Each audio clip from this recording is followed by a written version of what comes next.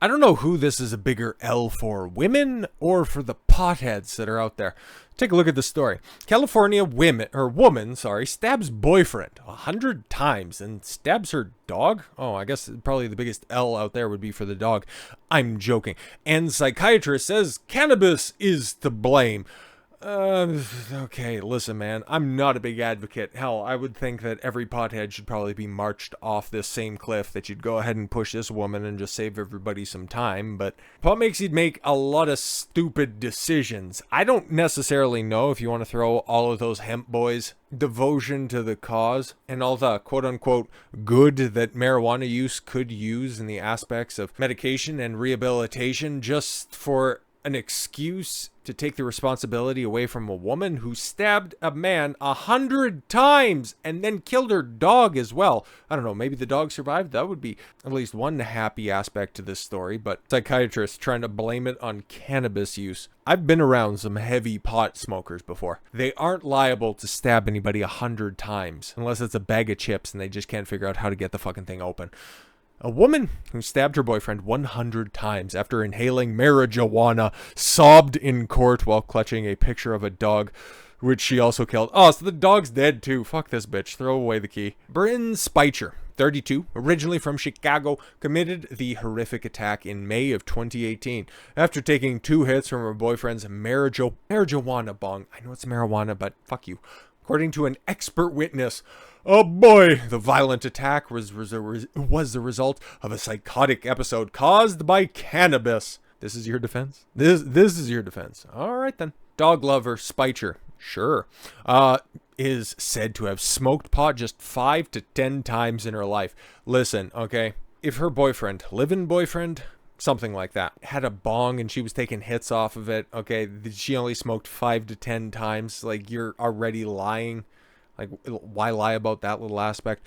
According to her testimony heard in trial that started last week in the Superior Court of California. She's from Chicago, and this is being tried in California. Okay. Moments after taking 2 inhalations from the bong. A water pipe used for smoking. Do we need clarification on what a bong is? All right. Speicher, who lives in Thousand Oaks, California. Oh, that's where she lives now. Began to feel unwell and started to hear voices in her head, according to her testimony. You still ended up killing him. You're not getting out of this one.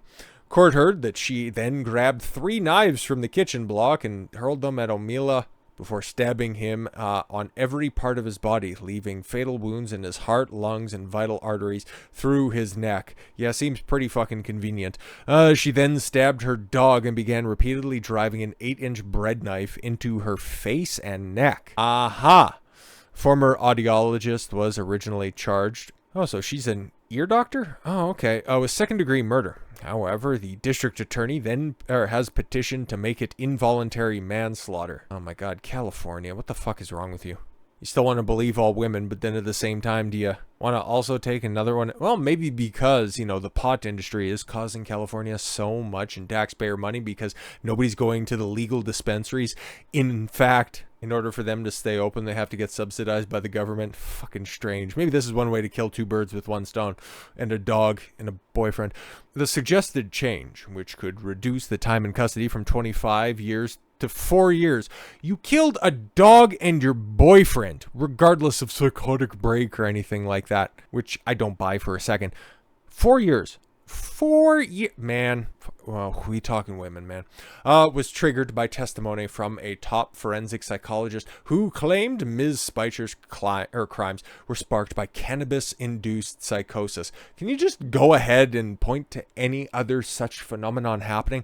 I understand the longer that in certain places that marijuana has been decriminalized, you can point to other mental deteriorations or further health problems, but psychosis like this, it resulting in murder? Yeah, I don't really think so, man. Doesn't pass the smell test, and the smell of pot is disgusting. Speicher has been described by the defense as being of good character. Oh my god. She enjoyed helping others battling hearing loss. That's why it's so ironic that she started to hear voices in her head. Her having almost become deaf at a young age. Oh yeah, see, that's very tragic. And then I'm sure that also didn't sway the jury, which, I don't know, this probably should be a jury trial unless she waived her right to that, and this is a simple bench trial. But even still, her holding up a picture of her and her dog, come on, man. Cannabis is legal in 24 states, with Ohio becoming the latest to give it the green light. I get it. It is well established that highly potent THC, the psychoadditive chemical in cannabis that makes you high, can cause serious mental health problems such as psychosis and schizophrenia. Those using high-strength versions are up to 5 times more likely to face a psychotic disorder, studies have found. Experts believe the substance causes an imbalance in hormones in the brain, including feel-good chemical dopamine, triggering mental illness. Although the risks are thought to mostly affect regular users who have been exposed to the drug over many years, doctors are increasingly seeing mental illness in non-regular uses. It is thought to be due to the rising levels of THC in marijuana products available to purchase today. Yeah, and then we only see it used as an excuse in this one situation that we are also seeing this excuse being rolled out for a horrific murder in order to protect a woman. Like, come on, man, this is all seeming far too coincidental. Obviously, we wouldn't have pictures of her victim, but this is supposed to be used as evidence that, see, clearly she's crazy. Like, come on. Studies show THC content in cannabis products has more than quadrupled over just the past 2 decades, rising from 4% in 1995 to 17% in 2017. Parents of youngsters using the drug has described the drug as now being high potency and very different from Woodstock weed, they remembered. While there have been several other horrific violent crimes linked to cannabis use, the Spejcher case is thought to be the first whereby a victim supplied the drug to the perpetrator. Yeah, and also resulted in a murder. Can we go ahead and highlight that? THC was detected in the blood of both Spejcher and O'Melia. However, it was not possible to verify the potency. Oh, okay. I would imagine he probably still had some left over, but we wouldn't bother testing that because she hadn't thought of this excuse at the time.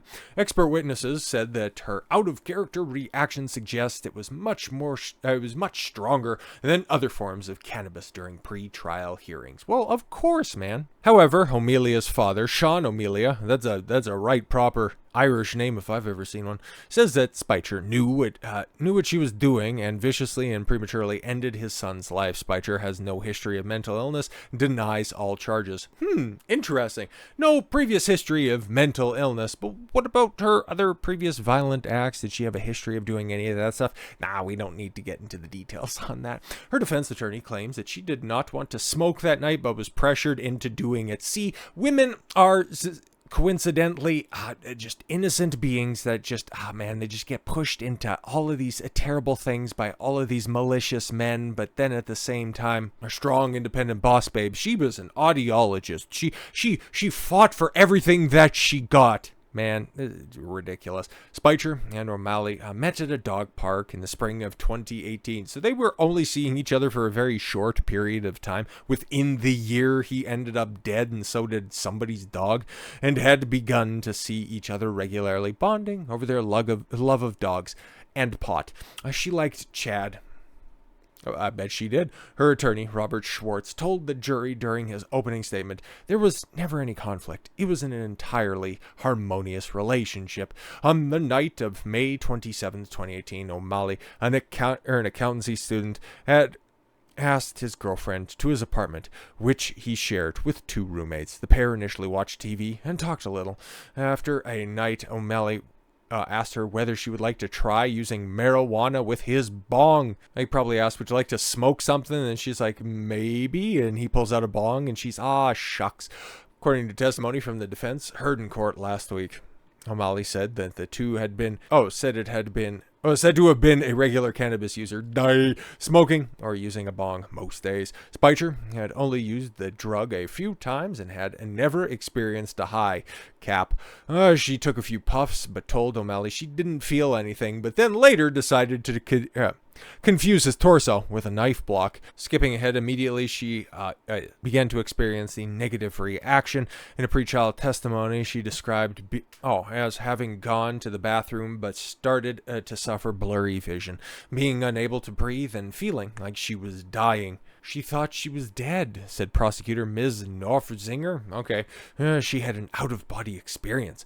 She could see her own dead body. She could hear voices, emergency room doctors doing CPR, her family, other voices, unknown voices, telling her to bring herself back to life. That she would have to kill Chad O'Malley, whatever. I'm going to go with O'Malley. It seems Irish enough. Footage from the police body camera in the court shows Speicher crouching near O'Malley's body while she stabs herself repeatedly in the neck and face.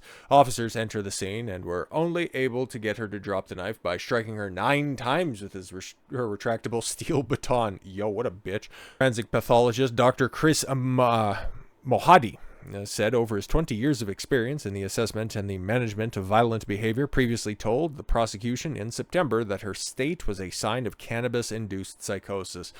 So they really are going to be going down swinging with this defense that, see, man, she didn't intend to kill him, okay? This dude pressured her into smoking, and she was just acting not in her own recognizance, okay? She is a good girl and she wouldn't do anything. Is that really what we're going to go with here? Unfucking believable, man. So I guess what we're learning from this situation is if you go ahead and you're a pothead and you want to go date a chick in California, just understand that the law and the protection and the protective services aren't going to be on your side at all. She's going to go ahead and get off basically scot-free, because if they can go ahead and convince her that she wasn't acting in her sound mind and body, what makes you think that a jury would go ahead and convict a lady who was just so torn up and, oh my god, the dog just gotten away and she didn't want to do that stuff. The lengths to which now even the judicial system is going to protect a woman, man, we are not in for a good time in the coming years. This is only going to continue to get worse from here. So with all that said, thank you all very much for the gift of your time. I've been Don Consuelo, and I want you to follow your gut and get after it. Take care, everyone.